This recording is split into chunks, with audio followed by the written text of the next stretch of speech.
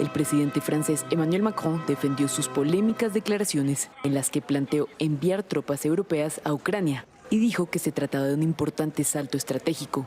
Según señaló, Europa se enfrenta a un complejo escenario en términos de seguridad.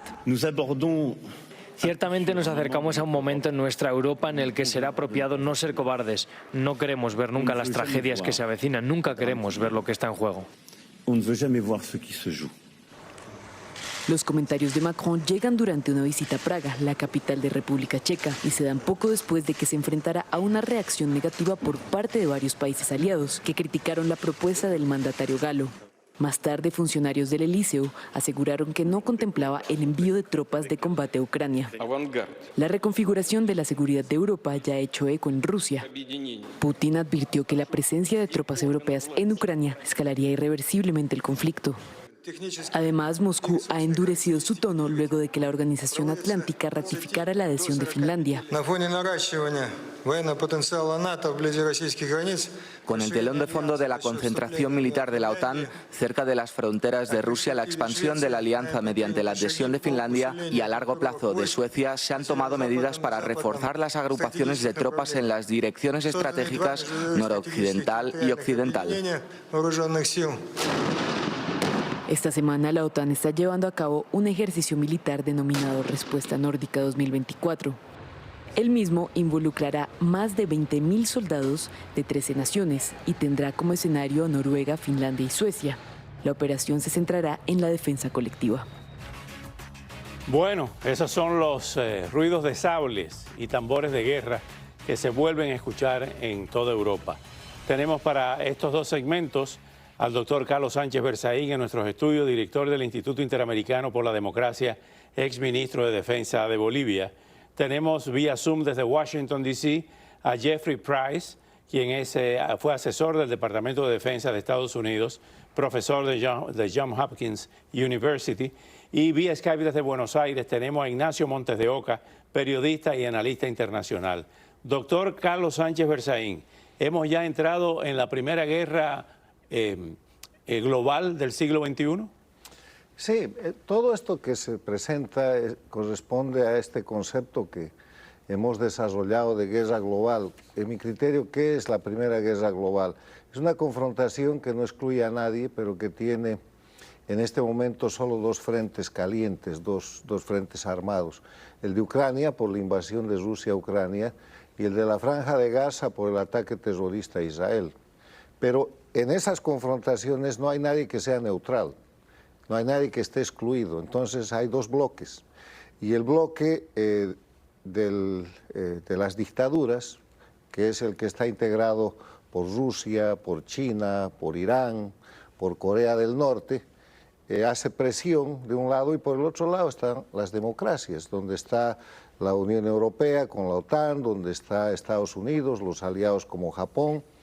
Y eso hace tensión. Entonces, cuando se producen situaciones políticas como las elecciones en Rusia, que es una dictadura, pero necesita simular elecciones, las elecciones en Estados Unidos, muy calientes, la tensión en todas las Américas por los aliados de Rusia y de las dictaduras mundiales, liderados por Cuba, Venezuela, Bolivia, Nicaragua y gobiernos paradictatoriales que respaldan aquello. Entonces la tensión crece y aparecen situaciones en las cuales parecería que esto se acerca de una guerra global a una guerra mundial. La diferencia de la guerra mundial es que todos participan en un frente o en varios frentes de batalla amplios.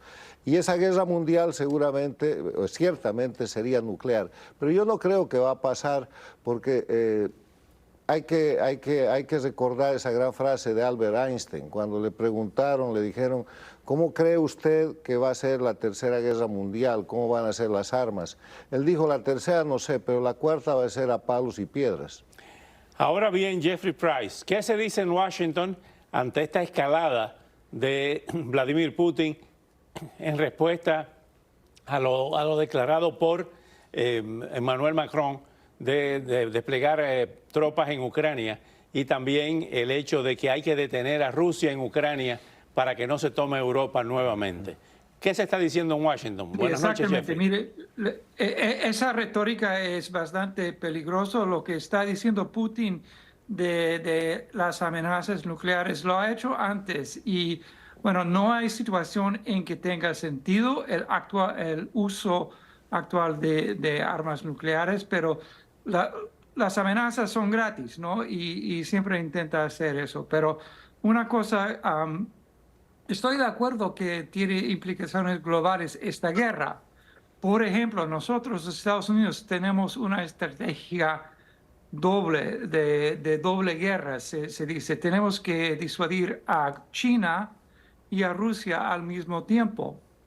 Y si Ucrania gana como está ganando, está disminuyendo la amenaza rusa. Así que eso no solo nos fortalece en Europa, pero también nos fortalece frente a China, porque ya no tenemos dos amenazas iguales, tenemos más una amenaza que podemos enfrentar más fuertemente contra China. Así que el éxito de Ucrania es muy importante, no solo por Europa, sino también por la paz en Asia.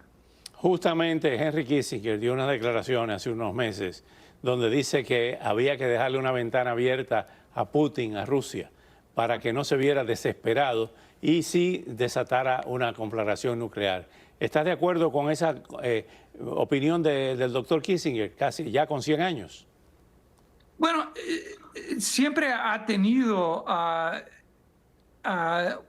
opciones para desescalar. Putin nunca las ha tomado. Recordamos que esta guerra sigue a una guerra que ya tiene 10 años, la guerra en Donbass y la toma de Crimea. Y uno de los propósitos de Putin en esta guerra es de fortalecer su posición en Crimea, que ya lo tomó antes. Así que mientras más territorio agarra Putin, más tiene que defender y más desestabiliza esa situación. Así que es importante no tomar pasos que sean peligrosos, pero también no darle opciones o tentaciones a Putin a tomar medidas más agresivas, que seguramente lo tomaría si tuviera esa oportunidad. Ignacio Montes de Oca, bienvenido al programa.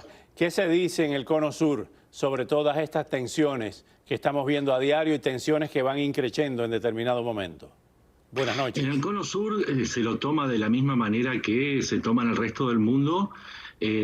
Ha disminuido muchísimo la credibilidad de las amenazas de Putin.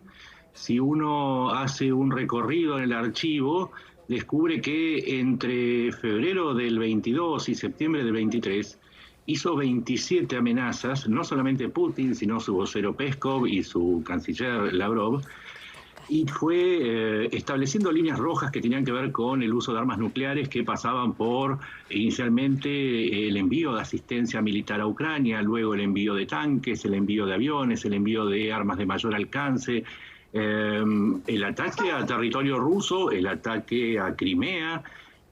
Siempre hubo advertencias, pero nunca hubo ni siquiera un movimiento que indicara que aquellas amenazas tenían algún sustento de realidad. Y esto tiene que ver finalmente con que si uno hace una revisión del arsenal ruso, este grado de amenaza también disminuye mucho, porque en los números reales, a pesar de que Rusia tiene una cantidad mayor de ojivas, si uno va a revisar la cantidad de cifras de ojivas nucleares que están desplegadas, Rusia está en inferioridad. Occidente lo sabe esto, y entonces también la credibilidad estratégica de la amenaza nuclear ha disminuido mucho. Nosotros lo vemos desde un lugar, si se quiere, no involucrado, pero también entendemos que en el contexto de la posguerra fría la disuasión sigue existiendo y es un arma tan poderosa como las armas nucleares. ¿Qué consecuencias inmediatas, doctor Sánchez Berzaín, pudiera tener en países, hablando de Latinoamérica, como Venezuela, que tiene presencia de Hezbollah ya confirmada, que tiene una presencia cuasi permanente de viajes de representantes del Kremlin a otros países también de Sudamérica y de Nicaragua, un conflicto de estas dimensiones? Los bloques ya están conformados. A partir de la definición de este concepto en el que yo quiero insistir de la Primera Guerra Global, que tiene dos frentes y que tiene en el Mar Rojo la implosión de los ataques hutíes, tratando de configurar otro punto caliente. La América Latina está alineada en los dos grupos. El grupo de las dictaduras, lideradas por Cuba, integradas por Venezuela, Nicaragua, Bolivia, con 4 gobiernos paradictatoriales que son los gobiernos que son democráticos, elegidos en democracia, pero que están al servicio de las dictaduras. Vamos a hacer México, Brasil, Chile y Colombia. Marque la página porque seguimos con usted en este próximo segmento. Regresamos con este programa especial con el doctor Carlos Sánchez Berzaín, con Jeffrey Price desde Washington y con Ignacio Montes de Oca desde Buenos Aires. Quedó el doctor Sánchez Berzaín en el uso de la palabra cuando Emmanuel Macron dice: sin duda estamos entrando en un momento de nuestra Europa en el que convendrá no ser cobardes. Le respondió el presidente de la Duma, Vyacheslav Volodin. Antes de hacer esas declaraciones, Macron haría bien en recordar cómo terminó todo para Napoleón y sus soldados, con más de 600.000 de ellos dejados a morir en la fangosa tierra. Son lenguaje puro de retórica de guerra. Sí, bueno, estábamos viendo dónde queda la América Latina, ¿no? Y la América Latina ya está jugada, está dividida. Las dictaduras de América Latina, Cuba, Venezuela, Bolivia y Nicaragua, están del lado ruso, están del lado chino, están del lado de Irán, están del lado del terrorismo de Hamas. O sea, en la guerra global están del lado de las dictaduras, porque esos son. Y lo que llama poderosamente la atención a América Latina, y es algo estratégicamente que debe preocupar a las democracias y a Estados Unidos, es la posición de México, de Brasil, de Colombia y de Chile, que son gobiernos paradictatoriales. Sus presidentes apoyan a las dictaduras y se han jugado por el bloque dictatorial mundial en el tema de la invasión rusa a Ucrania y en el tema del terrorismo de Hamas. O sea, lo que está haciendo Lula es absolutamente inaceptable porque está utilizando el poderío de una de las potencias más grandes de América Latina, que es el Brasil, para romper el alineamiento democrático. Y eso es lo que tiene que ver la política exterior europea y norteamericana para recuperar el control de las democracias de la región en pro de la libertad y de la paz. Jeffrey Price, eso que dice el doctor Sánchez Berzaín, el tema de países que han sido aliados naturales de los Estados Unidos en nuestro hemisferio y hoy pues no lo son tanto. ¿Cómo ven ustedes desde Washington la posición de Lula en Brasil, de López Obrador en México y de otros países como Petro en Colombia y Daniel Ortega en Nicaragua, así como La Habana? Bueno, como he dicho, hay de los que están más alineados, como Nicaragua, como Venezuela, como Cuba, que ya están alineados con las dictaduras, pero también es más complicado la situación de países que son más democráticos, como México y Brasil. Por ejemplo, en las Naciones Unidas no están apoyando a esa agresión Rusia. Rusia solo tiene pocos amigos en esos votos en la ONU y los países de Latinoamérica no están ahí. Pero de todas maneras sí es importante para nuestra región, para nuestro hemisferio, que tenga suceso, que gane Ucrania, porque mientras Rusia está ocupado, que su capacidad militar está disminuyendo con las victorias de Ucrania, entonces no tiene la capacidad de intervenir, de hacer problemas como tendría la capacidad si no tuviera esa guerra en Ucrania. Así que es importante para todo el mundo que gane Ucrania. A diferencia de esos países enunciados, Ignacio Montes de Oca, la Argentina con el nuevo presidente Milei pues ha demostrado, inclusive con su viaje a Washington, tener muy buenas relaciones con Israel y quiero decir con el más reciente viaje que pues ha asumido una actitud yendo al muro de las lamentaciones, etcétera, y también en el caso del saludo a Donald Trump, expresidente y candidato en estas elecciones. ¿Cómo ha sido tomado eso en Argentina, no tan solo por los seguidores de Milei, sino también por los opositores?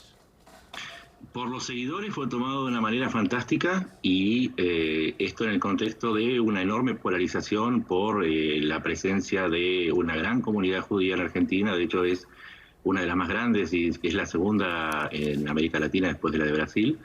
Y porque además Argentina fue víctima de 2 ataques del grupo pro-iraní Hezbollah. En el año 92 se voló la embajada de Israel en Buenos Aires y en el año 94 se voló la mutual judía AMIA y entre ambos ataques mataron a 100 personas.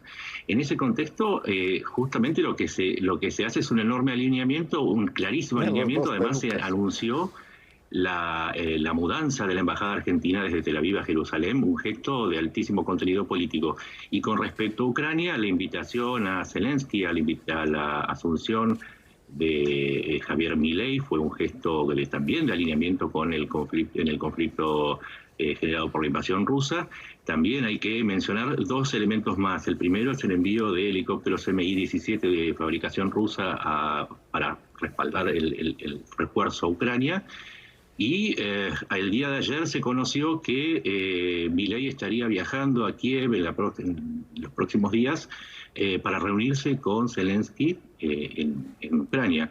Así que, por lo menos aquí lo que se ve es que Argentina abandona o toma un rumbo opuesto al que venía, porque el kirchnerismo, o sea, el peronismo liderado por Cristina Kirchner, había tomado un rumbo absolutamente contrario, que incluía una complicidad con Irán en el juzgamiento de los culpables de estos atentados, el tráfico de algunos elementos atómicos de los cuales Argentina tiene cierto desarrollo, y el último presidente, Alberto Fernández, manifestó públicamente que deseaba que Argentina se convirtiera en la puerta de entrada para Rusia en América Latina. De manera que lo que hace Argentina es un vuelco absoluto en su política exterior, y hasta ahora las reacciones públicas son más a favor que en contra, teniendo en cuenta que, al igual que el resto de los países de América Latina, tiene una bipolaridad entre una porción de la población que está a favor de Occidente y otra que por tradición se le opone. Agradecemos muchísimo a Ignacio Montes de Oca su participación en este programa, que es la primera y esperemos que no sea la última.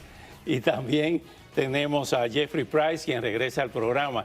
Gracias, Jeffrey, después de unos pocos meses que no te veíamos. Y al doctor Carlos Sánchez Berzaín, como siempre. Muchas gracias. Muchas gracias. Un saludo a los panelistas. Regresamos de inmediato.